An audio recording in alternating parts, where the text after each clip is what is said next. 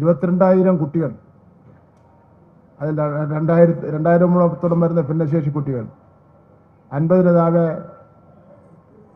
UAE നിന്ന് വന്നിട്ടുള്ള കുട്ടികൾ, 1000 വരുന്ന വിധി കർത്താക്കൾ, രക്ഷകർത്താക്കൾ, ഞങ്ങളുടെ സ്റ്റാഫ്, ടീച്ചേഴ്സ്, ഇവരുടെ എല്ലാം അക്കോമഡേഷൻ, യാത്ര, ഈ ഫുഡ്, ഇതെല്ലാം കൂടെ ആകുമ്പോൾ എത്ര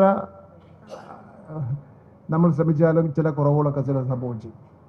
അത് കുറവുകൾ ബോധപൂർവം ഉണ്ടാകുന്ന കുറവുകളല്ല, നമ്മൾ മാക്സിമം കുറ്റമറ്റതായി നടത്തുന്നതിന് വേണ്ടി ശ്രമിച്ചുകൊണ്ടിരിക്കുന്നത്. ഒളിമ്പിക്സിൽ പോലും ചില തകരാറുകൾ ഉണ്ടാവാറുണ്ട്, യഥാർത്ഥ ഒളിമ്പിക്സിൽ പോലും. ഇപ്പോൾ നമുക്ക് അങ്ങനെ ഒരു പ്രശ്നമൊന്നുമില്ല, ഇതുപോലെ ചെറിയ ചെറിയ പ്രശ്നങ്ങൾ ഉണ്ടാവാറുണ്ട്.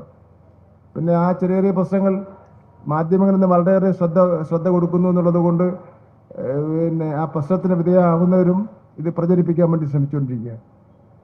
നമുക്ക് സംഘാടകരുടെ ബുദ്ധിമുട്ടും കൂടെ മനസ്സിലാക്കിയിരിക്കേണ്ടതായിട്ടുണ്ട്. അങ്ങനെ ഒരു സഹകരണം കൂടെ ആവശ്യമാണ്.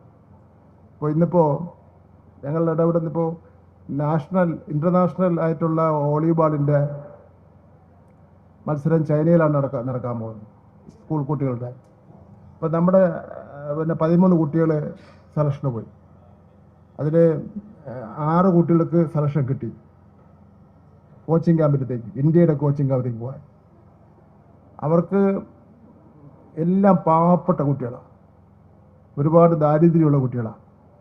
ടിക്കറ്റ് കിട്ടിയില്ല. ടിക്കറ്റ് കിട്ടിയത് ജനറൽ കമ്പാർട്ട്മെൻറ്റിലാണ് ടിക്കറ്റ് കിട്ടിയത്. അവർക്ക് പോകാൻ വേണ്ടി പറ്റില്ലെന്ന് പറഞ്ഞു.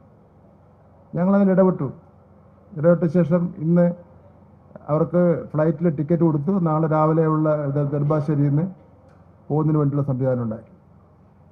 അപ്പം നമ്മളെ കൊണ്ട് ചെയ്യാൻ കഴിയുന്ന കാര്യങ്ങൾ ഇങ്ങനെ പോസിറ്റീവായിട്ട് ചെയ്തുകൊണ്ടിരിക്കുക.